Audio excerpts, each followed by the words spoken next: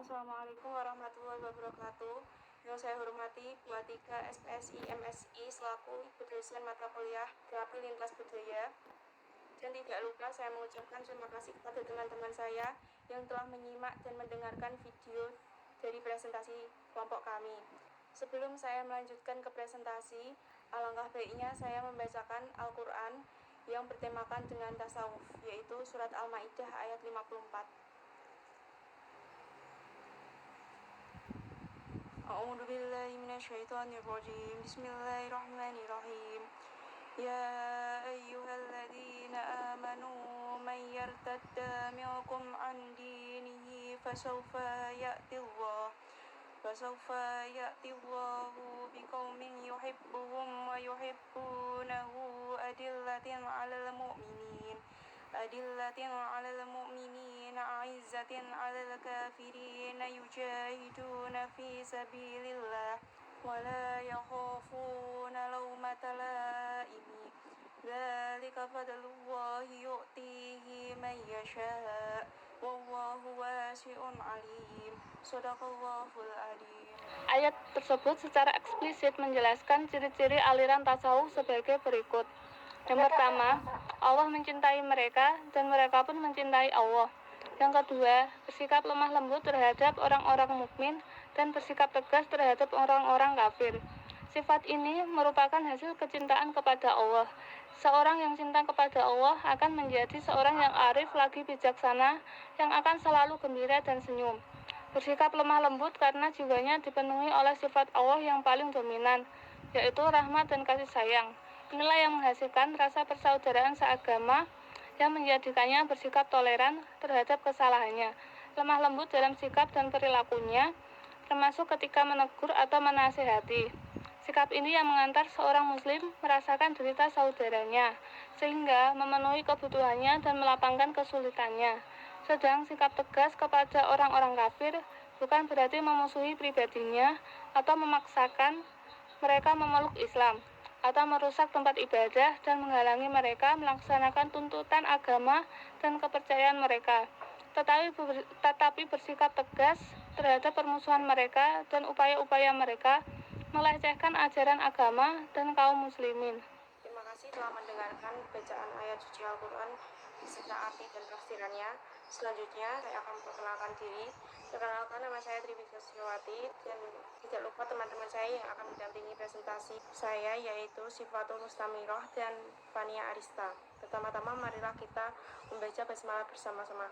Bismillahirrahmanirrahim. Terima kasih. Selanjutnya saya akan mempresentasikan tentang budaya dan perilaku sosial. Budaya memiliki arti sebagai gagasan yang konseptual dengan keseharian individu atau masyarakat. Sedangkan kebudayaan yaitu karya yang dihasilkan manusia dalam kehidupan bermasyarakat yang dijadikan miliknya dengan belajar. Sedangkan pola perilaku berkaitan dengan sistem tindakan dan hal-hal yang dilakukan oleh individu dalam kesehariannya.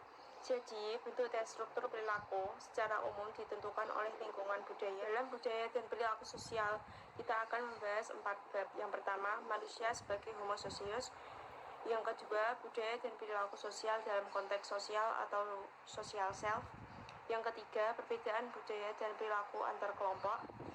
Yang keempat, persepsi sosial. Yang pertama, manusia sebagai homo socius, dan yang kedua, budaya dan perilaku sosial dalam konteks sosial atau social self akan dijelaskan Sifatul Mustamirah. Assalamualaikum warahmatullahi wabarakatuh. Di sini saya akan menyampaikan materi yaitu tentang manusia sebagai homo socius. Manusia adalah makhluk individual dan dalam waktu yang lain dia akan berfungsi sebagai makhluk sosial. Sebagai makhluk individual, manusia dilengkapi dengan berbagai potensi yang secara individu dengan individu lainnya mempunyai sifat, sikap, perilaku, dan motivasi yang berbeda. Adanya perbedaan individu pada dasarnya disebabkan oleh adanya perbedaan situasi lingkungan yang dihadapi oleh individu itu sendiri. Termasuklah budaya yang dianggap menjadi faktor utama dalam menumbuhkan sikap dan perilaku, termasuk dalam pengalaman agamanya. Dalam Quran Surat Ar-Ra'd ayat 11 berbicara tentang tentang dua model perubahan dengan dua pelaku. Yang pertama yaitu perubahan masyarakat dalam pelakunya adalah Allah Subhanahu wa taala, dan kedua perubahan sikap mental dan perilaku masyarakat atau perilaku manusia yang pelakunya adalah manusia tersebut. Nah, perubahan yang dilakukan oleh Allah ini oleh Tuhan terjadi secara pasti melalui hukum-hukum sosial yang ditetapkannya, dan hukum-hukum tersebut tidak membedakan antara satu masyarakat dengan masyarakat lainnya. Artinya manusia ini di mata Tuhan itu dia tidak membedakan antara makhluk satu dengan makhluk satu lainnya, atau Allah ini tidak membedakan antara hukum dengan orang yang dia derajatnya lebih tinggi ataupun yang lebih rendah. Di mata Tuhan itu manusia itu memiliki kesetaraan yang sama. Perubahan sikap mental dan perilaku manusia dipahami dan kata-kata mati anfusihim yang terdiri dari dua unsur pokok, yaitu nilai yang dihayati dan kehendak atau kemauan manusia. Namun perlu dicatat bahwa setiap mental dan perilaku di sini adalah sikap mental dan perilaku individual yang terintegrasi dalam kehidupan kolektif. Betapa hebatnya seorang individu, ia tidak akan mampu melakukan perubahan jika tidak dilakukan secara kolektif. Jadi, perubahan kultural dan mobilitas sosial adalah dua unsur penting untuk melakukan perubahan pada masyarakat. Selanjutnya, materi yang kedua yaitu tentang budaya dan perilaku sosial dalam konteks sosial atau social self.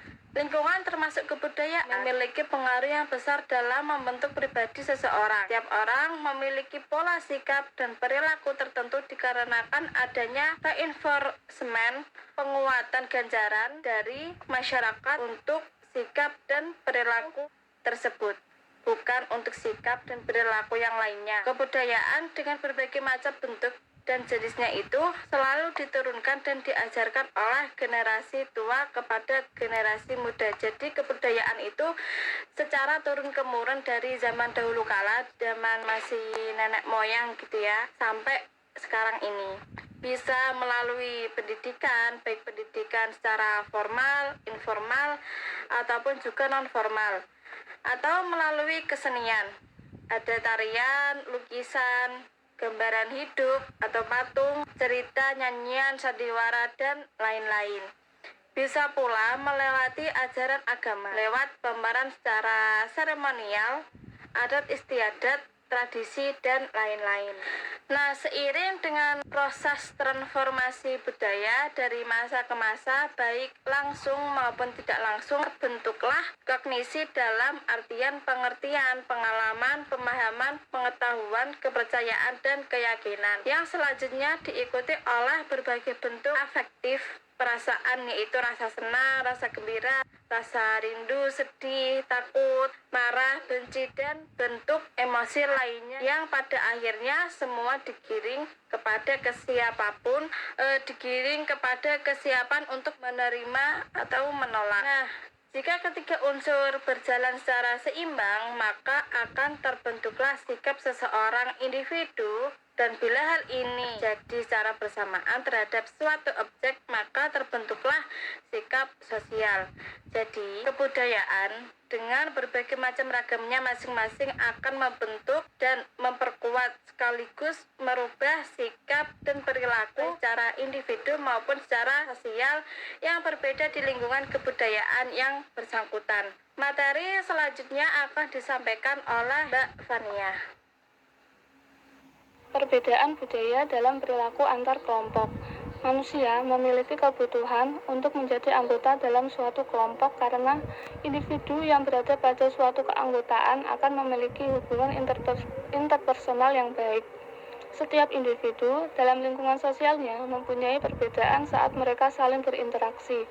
Ada banyak tipe perbedaan seperti perbedaan sosial dapat dibuat di mana satu tipe diartikan sebagai hubungan sosial antara manusia dan lingkungan sosialnya yang dikenal dengan kelompok dalam atau in-group dan kelompok luar out-group. Selanjutnya, Hubungan kelompok luar dan kelompok dalam. Kelompok dalam dikarakteristikkan oleh sejarah dari pengalaman yang dipublikasikan dan suatu antisipasi untuk masa depan. Kedua hal ini dapat menghasilkan rasa kedekatan, keakraban, atau kebiasaan dan kepercayaan. Sedangkan kelompok luar dapat dihubungkan lebih besar dengan ambiguitas dan ketidaktentuan. Hal itu dikarenakan pada kelompok luar tidak ada kedekatan, kesamaan, saling bertukar pengalaman atau cerita, dan rencana masa depan. Perbedaan yang terbentuk antara kelompok luar dan dalam yang penting ada pada lingkungan sosial dan kebudayaan.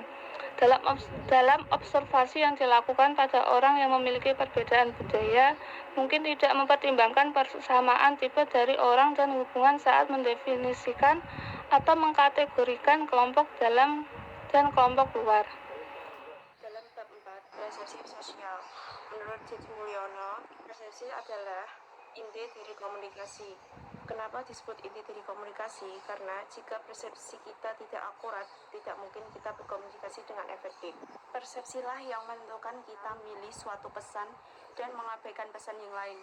Semakin sering kita melakukan berkomunikasi dengannya, semakin cenderung membentuk kelompok budaya atau kelompok identitas, atau bisa disebut zamannya kalau sekarang itu tuh kelompok circle kita. Jadi persepsi di sini itu dibagi menjadi dua, yaitu persepsi terhadap objek atau lingkungan fisik, yaitu melalui lambang-lambang fisik, menanggapi sifat-sifat luar yang tidak bereaksi seperti benda, hewan, dan objek-objek tanda lainnya. Yang kedua, persepsi terhadap manusia, atau bisa disebut juga persepsi sosial, yaitu proses menangkap arti objek-objek sosial dan kejadian-kejadian yang kita alami dengan lingkungan sekitar kita. Ini lebih kompleks karena manusia selalu berubah. Manusia bersifat emosional sehingga penilaian terhadap mereka mengandung resiko. Jadi kesimpulannya yaitu kehidupan manusia secara umum tidak terlepas dari konsep budaya, terutama dalam kehidupan sehari-hari. Keragaman budaya yang ada di Indonesia menyebabkan lahir atau terciptanya perilaku-perilaku yang khas pada setiap diri individu. Masing-masing budaya punya ciri khasnya tersendiri. Kebudayaan orang Madura akan berbeda dengan budaya orang Kasar. Kebudayaan orang Jawa akan berbeda dengan budaya orang Bali. Kebudayaan orang Irian akan berbeda dengan budaya orang Bugis. Jadi, kebudayaan dengan berbagai macam ragamnya masing-masing akan membentuk, memperkuat, sekaligus merubah sikap dan perilaku baik secara individu maupun secara sosial yang berada di lingkungan kebudayaan yang bersangkutan. Baik, sekian dulu presentasi dari kelompok kami. Apabila masih ada yang kurang paham, bisa ditanyakan dan bisa dilanjutkan diskusi melalui WhatsApp. Apabila ada tutur kata yang kurang sopan dan masih ada banyak salahnya, mohon dimaafkan karena manusia tidak luput dari kesalahan. Sekian presentasi dari kami. Wabillahi taufiq wal hidayah. Wassalamualaikum warahmatullahi wabarakatuh.